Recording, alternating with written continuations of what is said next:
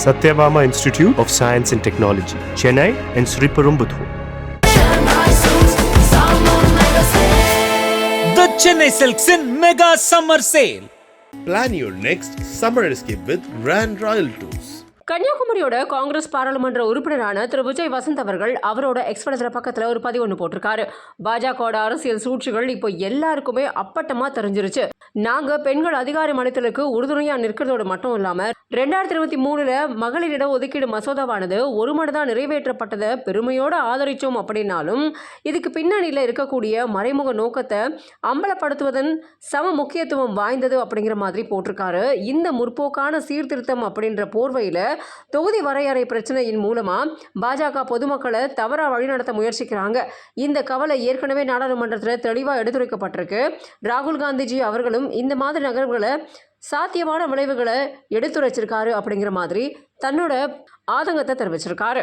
இந்த இதுவே ரெக்கக்னைஸ் பண்ணியிருக்காங்கன்னா அது நேரில் பெரிய விஷயம் தான் சொல்லுவேன். இப்போ தந்தையோட மறைவுக்கு பிறகு அந்த டைம் பேசினாங்க. ஸோ அந்த குடும்பத்துக்கு தான் நாங்கள் சில விஷயங்கள் பண்ண வேண்டியது இருக்குங்கிற மாதிரி காங்கிரஸ் சில தலைவர்கள் பேசினாங்க. ஸோ எளிமையாக நடந்துருச்சு அவங்களுக்கு இந்த சீட் வந்தது இல்லை அப்படின்னு நம்ம சொல்ல முடியாது. ஏன்னா அதாவது அப்பாவோடைய தொண்டு காங்கிரஸ் கட்சிக்கு பார்த்தீங்கன்னா ஈடு கொடுக்க முடியாத ஒரு தொண்டு.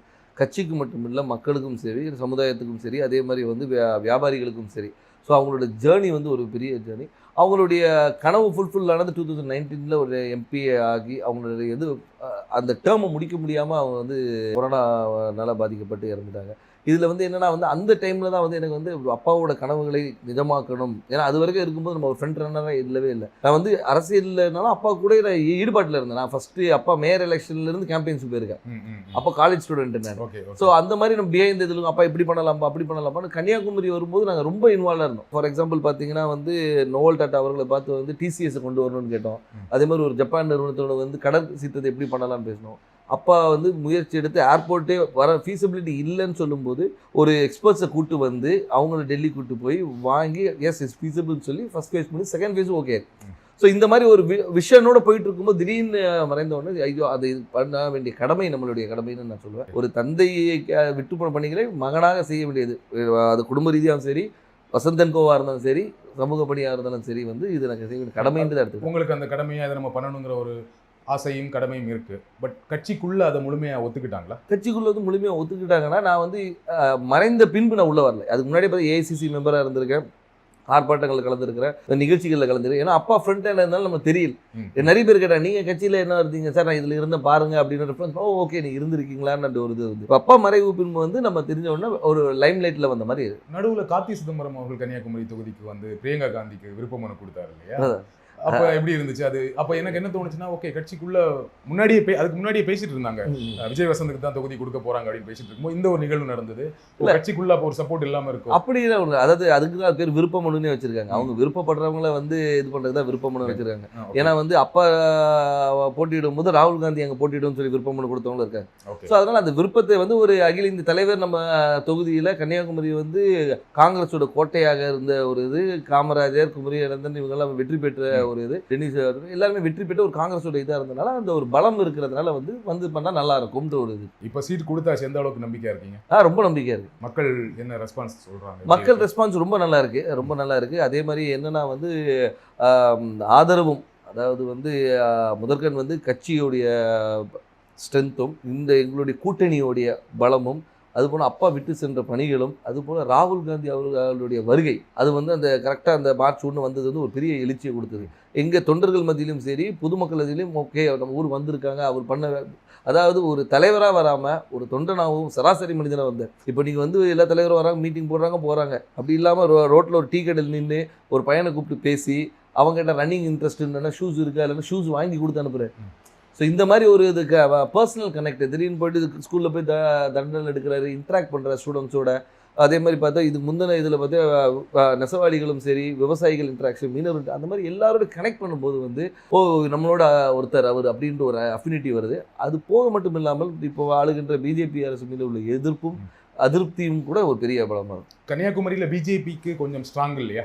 பொன்னார் அவர்கள் ரொம்ப ஸ்ட்ராங்கான கேண்டிடேட் தான் இல்லையா? அதை மறக்க முடியாது. கண்டிப்பாக அதை நம்ம மறுக்க முடியாது. நம்ம வந்து அதாவது பிஜேபி தரப்பில் திரு பொன் ராதாகிருஷ்ணன் அவர்கள் வந்து ஒரு 2 முறை எம்பியாக இருந்தவர் தான், ஒரு பெரிய வேட்பாளர். ஆனாலும் எங்களுடைய கூட்டணி, அதாவது எங்கள் திமுக சார்ந்த கூட்டணி வந்து மிக பலமான கூட்டணி சொல்லலாம். அது வந்து திமுக மட்டும் இல்லாமல் எங்களை சார்ந்து இருந்த மதிமுக, அதுக்கு ஒரு விடுதலை சிறுத்தைகள், அதுக்கு ஒரு முஸ்லீம் லீக், அதுக்கப்புறம் மனிதநேய மக்கள் கட்சி, இது எல்லாமே பார்த்திங்கன்னா வந்து எங்களுடைய ஒவ்வொரு பேஸையும் கவர் பண்ணுது.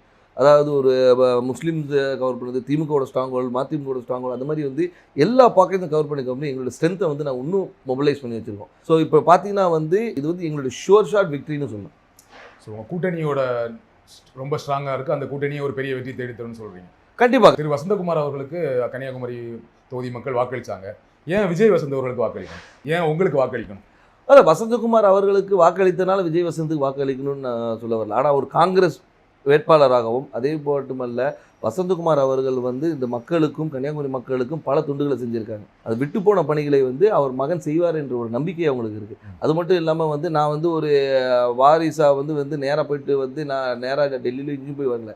அடுத்த நாளே மக்களை சந்தித்தேன், மக்களோட இருந்தேன், எல்லா நிகழ்ச்சிகளை கலந்து கொண்டு எல்லாரோட நிறை குறைகளை கேட்டுட்ருக்கோம், மக்களாக இருந்தோம். அது ஏன்னா எடுத்தவொன்னே அக்செப்ட் பண்ணிக்க மாட்டாங்க, கேட்குற கேள்விக்கு நான் சொல்கிறேன். அதை அக்செப்ட் பண்ண வைக்கிறதுக்கு நான் ஒர்க் பண்ணேன்.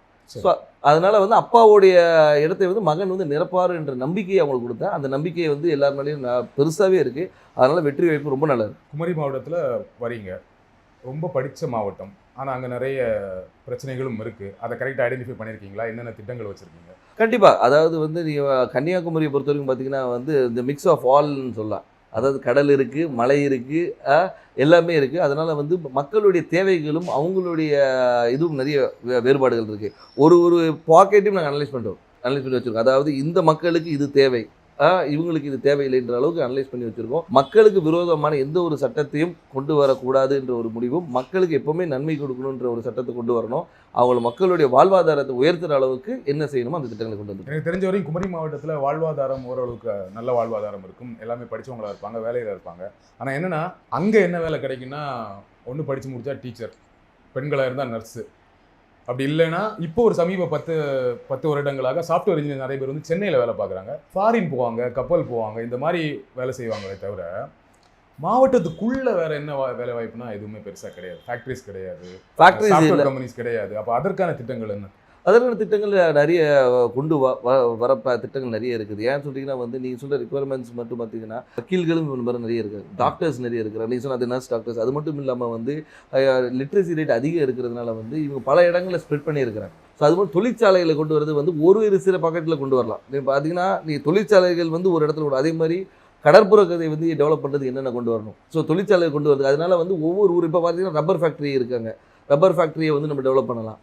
ஸோ வந்து அது மாதிரி தொழிற்சாலை நிறைய இருக்குது. அதே மாதிரி வேலைவாய்ப்பு திட்டங்களும் நிறைய கொண்டு வரலாம். நம்ம என்னென்னா நம்ம மக்கள் என்னென்னா இங்கே இருக்கிற மக்கள் எல்லாமே பாதி பேர் வெளியே தான் இருக்கிறாங்க. இப்போ இந்த கொரோனால தான் நமக்கு தெரிஞ்சு பாதி பேர் ஊரில் இருக்கும். இவ்வளோ பேர் வந்து நம்ம ஊரை சார்ந்தவங்க இந்த தமிழ்நாடு முழுக்க இருக்காங்க தெரிய வந்தது.